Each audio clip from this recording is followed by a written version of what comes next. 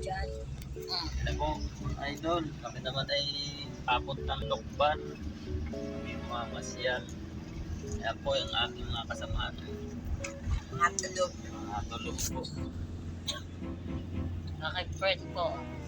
Ay, Diba, mula noon hanggang ngayon, kami pa rin. Kami niya. Yan ang tunay na Kami magkaibigan. ang tunay nitong mag-friend. Walang iwanan. Walang iwanan. Sabi mo yun, alala ko talaga no. Mula noon hanggang ngayon. Diyos ko. Ganda na yan na yun. Mahigit na yung safe na talaga yung kanilang Katulad nun talagang walang barandil yung ganyan. Buhay sigsag. Kami po inadaan ng sigsag. Ganda na. Katulad nun talagang halos. Tsaka yung mga kahoy dito, na siya. Hindi na masyadong makakapalangan. Nabawasan.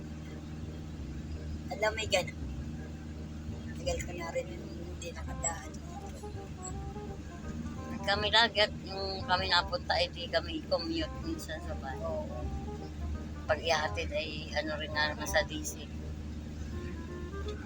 Hindi, ako ay nagtatrabaho palagi sa Manila yan. Dito talaga lagi ba na. Nakakatakot na dati yung daan nito. Kasi natatandaan mo. Oo. Dalaga pa tayo. Di ba iisa lang ng nito? Is, mga barang. Kaya nakaliit pati ang daan. Tsaka siya, yung maraming kahoy.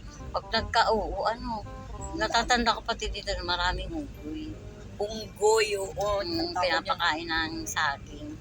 Lahat kami nung pag yung sabas natatawa na Ay, harangan. hindi ako natayo no sa unahan pagsabas. Ay, isimilaalaglag doon sa bangin dyan. Nako. Ako hindi natayo sa unahan at ako'y napikit pag doon kami nadaan. Ako'y takot na takot. Di ba pag nalikong gano'n, isipin, bagsak na doon sa... Tsaka hindi okay na may may mga bantay.